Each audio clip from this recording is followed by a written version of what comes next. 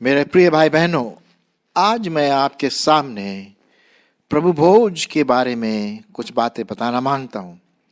विशेष करके प्रभु भोज जगह जगह कलीसिया में, अलग अलग चर्चेज में दिया जाता है। कुछ लोग महीने में एक बार प्रभु भोज देते हैं, कुछ लोग हर इतवार को या हर संडे को जब भी लोग मिलते हैं उस समय प्रभु भोज देते हैं। खैर, चाहे आप महीने में एक बार लें या हर संडे, हर इतवार को लें, वो अलग चीज़ है।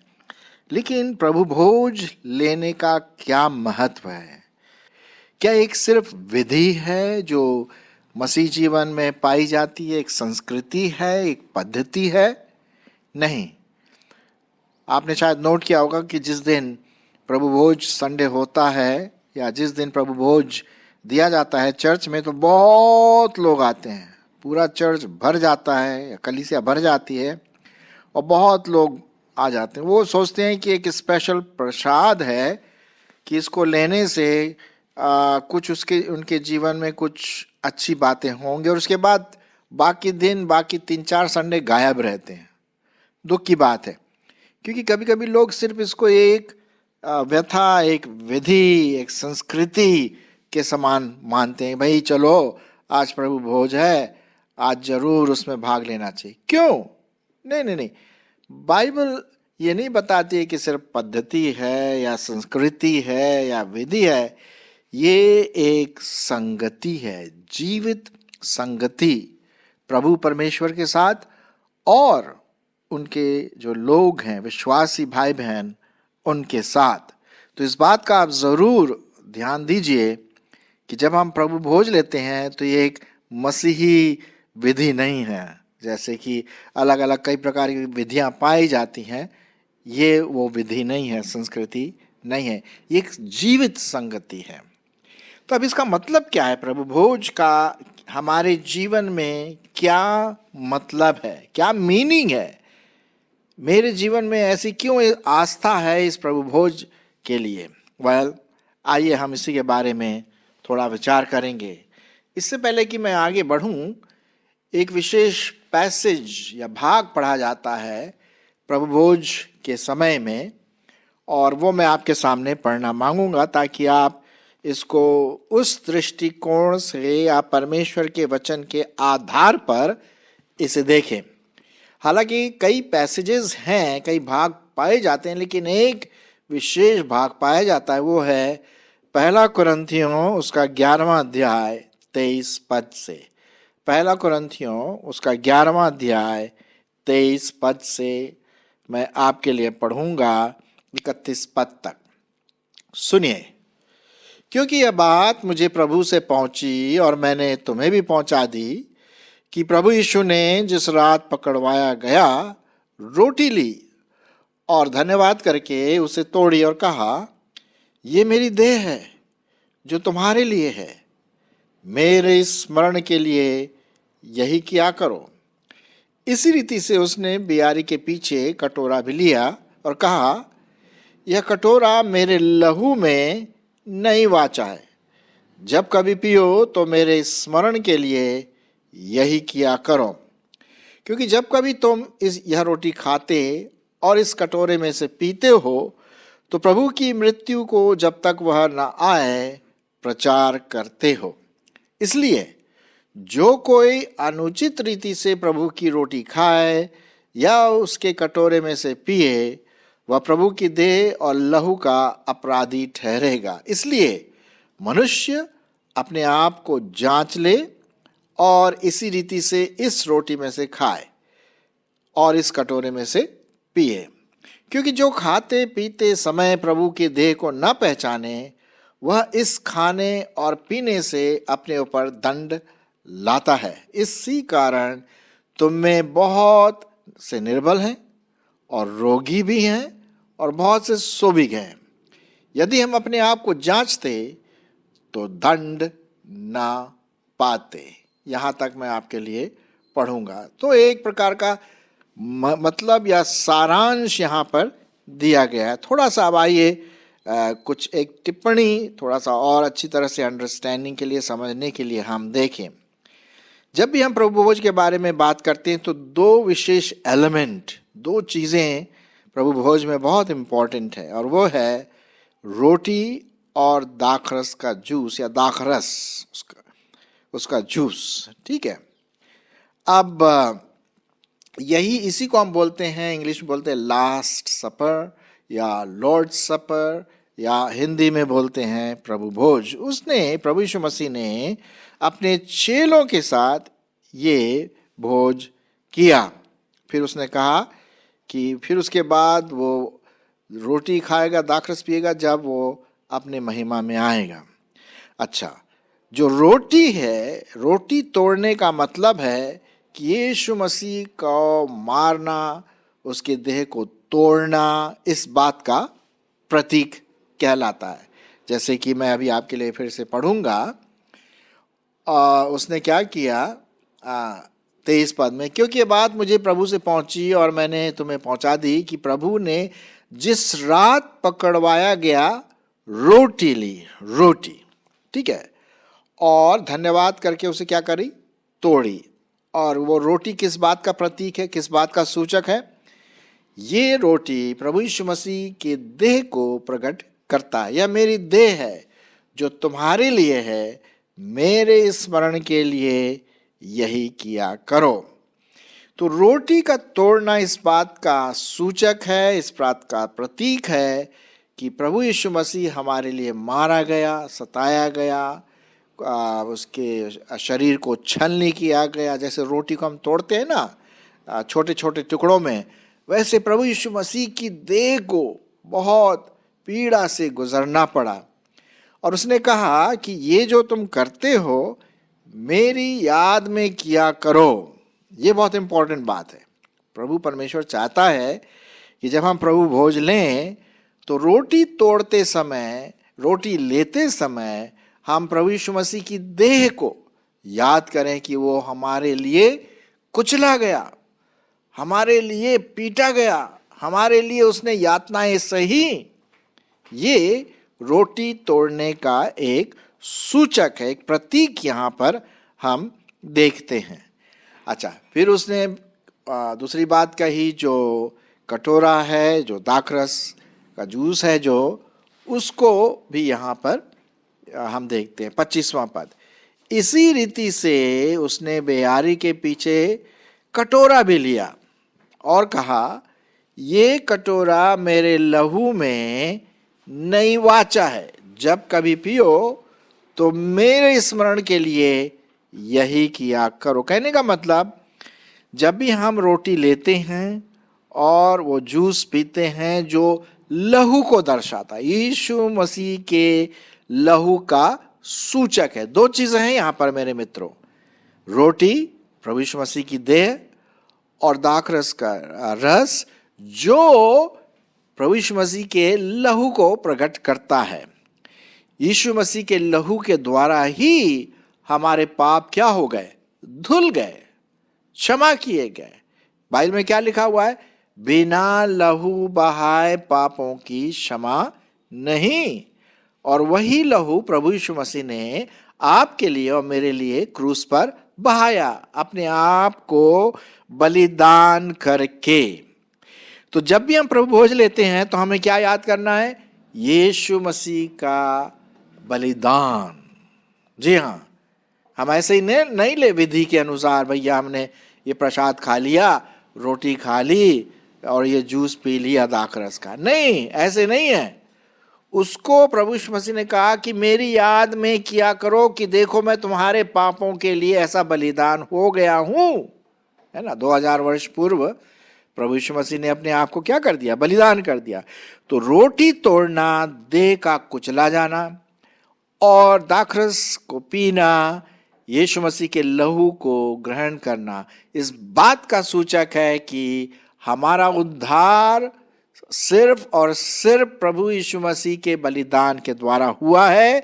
और उसको हम याद करें जब कभी भी हम इकट्ठा होते हैं, चर्च के रूप में, कलीसिया के रूप में, फेलोशिप के रूप में, संगति के रूप में, तब हम ये बातें करें। ठीक है, तो ये आप बात जरूर इसको ध्यान से रखिए, ध्यान अपनी गांठ में बांध लीजिए इसको, कि जब भी मैं प्रभु भोज लेता हूँ, लेती हूँ, तो यीशु मसीह के उद्धार का कार्य को, उसकी देह को, उसके लहू को मैं याद करता हूँ और करती हूँ। और धन्यवाद देना है कि प्रभु तेरा धन्यवाद हो इस यादगारी के साथ कि मेरे लिए तूने उद्धार का काम पूरा किया है।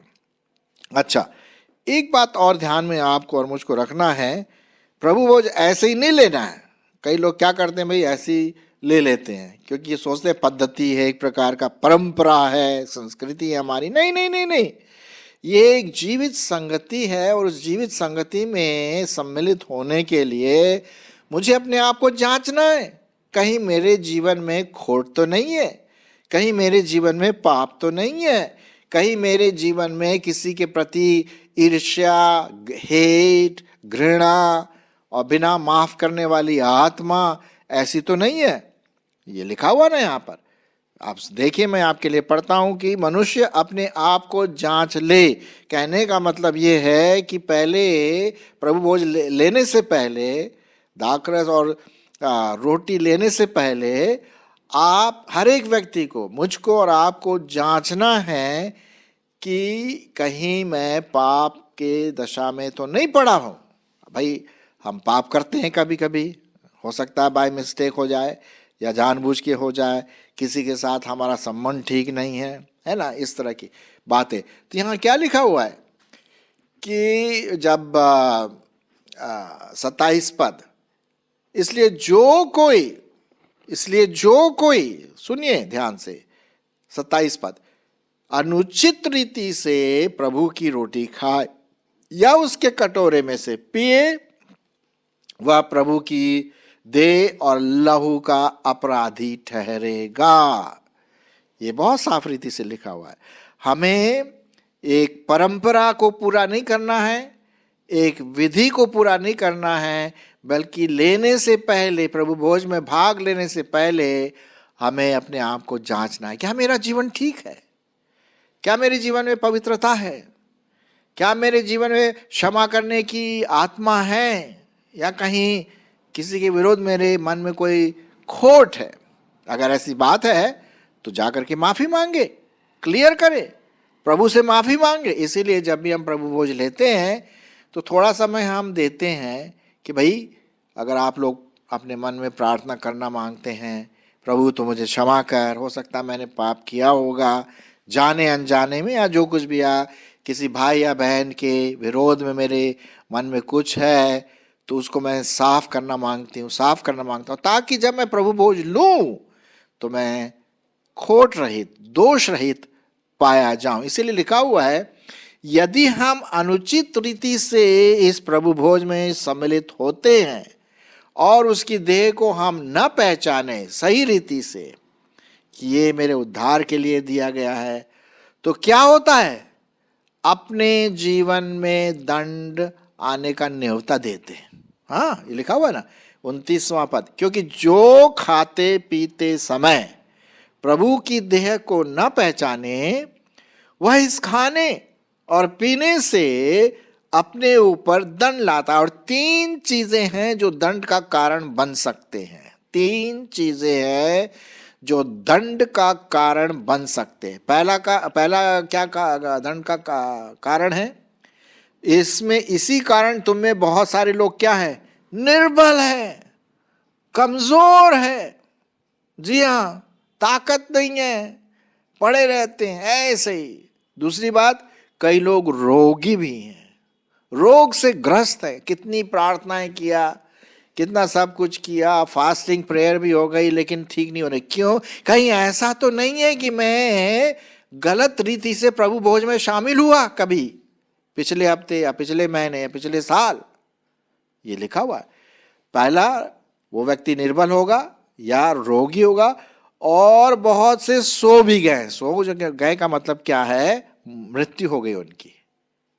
हाँ, 3 चीजें हैं यहाँ पर। जो दंड आना है वो किन प्रकार से आ सकता है? निर्बलता के कारण, कमजोरी के कारण, बीमारी के कारण वो आ सकता है, बीमार हमारे जीवन में आ सकती और या मृत्यु भी आ सकती है।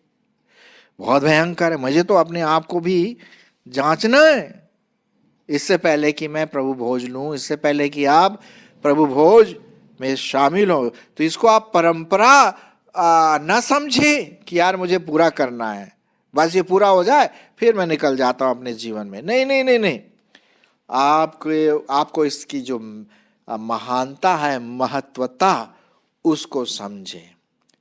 और लिखा हुआ 31 पद में क्या लिखा है, यदि हम अपने आप को जांचते तो दंड ना पाते।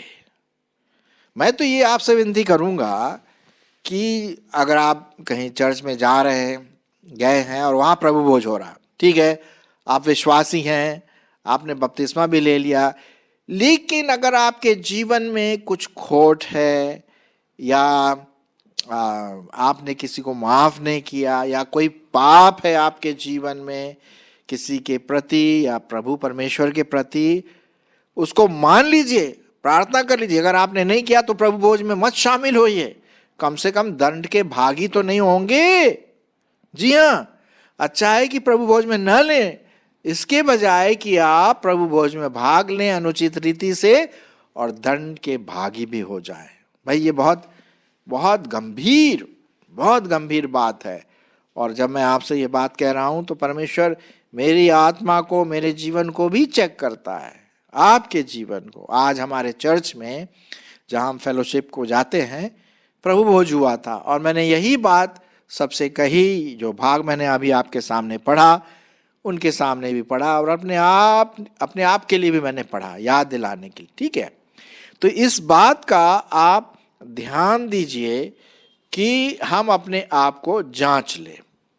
बहुत अच्छी बात है यदि हम प्रभु भोज लेते हैं, ठीक है, तो इस बात का आप ध्यान रखें जब भी प्रभु भोज लेते हैं।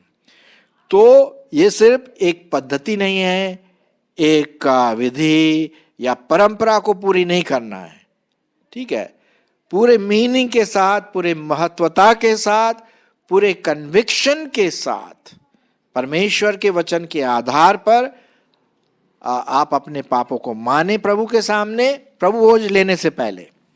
और यदि किसी के प्रति आपके मन में कुछ कटुता है, कड़वाहट है, तो उसी समय प्रार्थना करें इस बारे में। और अगर आसपास कहीं वो बैठा है तो उससे बात करें कि भाई मुझे माफ करो, मैं तुमसे माफी मांगता हूं, या बाद में भी आप माफी मांगे, लेकिन क्लियर करें इससे पहले कि आप प्रभु भोज ले, क्लियर कर दे। यीशु मसीह ने क्या कहा, जब तू वेदी पर अपनी भेंट चढ़ाने जाता है और यदि तुझको याद आए कि तूने अपने भाई के विरोध में कुछ खोट है तेरे जीवन में, तो पहले तो वो भेंट को कहीं वहीं रख दे और जाकर के पहले अपने भाई से माफी मांग या माफ कर दे, जो भी है, और तब आकर के भेंट चढ़ा। मेरे प्रियो, ठीक बिल्कुल उसी प्रकार से हम प्रभु भोज में भाग लें। मेरी आशा है मेरे प्रियो कि आज आपने प्रभु भोज लेने की जो पद्धति है, प्रभु भोज लेने की जो एक विधि है, वो सिर्फ विधि न ठहरे, लेकिन एक जीवित संगति का अनुभव हो जाए प्रभु के साथ और प्रभु के जो लोग हैं, यीशु मसीह के जो लोग हैं, विश्वासी है, उनके साथ भी, है ना, विश्वासियों के साथ भी, मसीही लोगों के साथ भी। तो इस बात का आप ध्यान दें। तो हमने इस बात को ध्यान दिया आज कि हम प्रभु भोज लें, प्रभु भोज लेते समय हम याद करें प्रभु यीशु मसीह की मृत्यु के बारे में, उसके देह के कूटे जाने के बारे में, उसके जब हम रोटी तोड़ते हैं तो उसकी देह को याद करें, जब हम दाखरस लेते हैं तो उसके लहू के द्वारा जब हम हमारे पाप शुद्ध हुए तो उसके बलिदान को हम याद करें, धन्यवाद दें इस उद्धार के लिए। और लेकिन अपने आप को पहले जांच लें, है ना, और उसके बाद बड़े साफ मन से, साफ विवेक से, निष्कलंक विवेक से आप प्रभु भोज में शामिल हो। तब आप देखेंगे कि परमेश्वर आपको बहुत आशीष देगा, हाँ, आशीष भी इसके साथ। और लेकिन मैं इतना बोलूंगा, सिर्फ प्रभु भोज उन लोगों के लिए है जिन्होंने अपना जीवन प्रभु यीशु मसीह को दिया है उद्धारकर्ता करके माना है और बपतिस्मा भी लिया है और प्रभु के वचन के अनुसार चल रहे हैं, तो वे ही प्रभु भोज लेने के हकदार हो सकते हैं। मैं रिक्वेस्ट करूंगा, प्रार्थना करूंगा कि बच्चे प्रभु भोज ना ले, क्योंकि उनको अभी समझ नहीं है इन सब बातों की, है ना।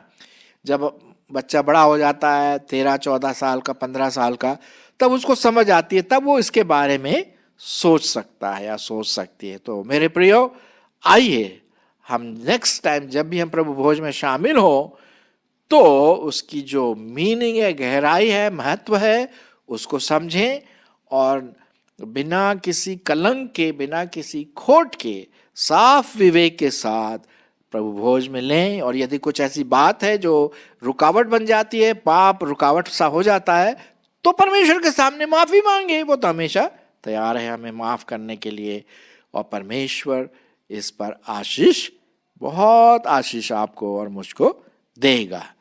ठीक है, तो ऐसा ही आज आने वाले समय में करें।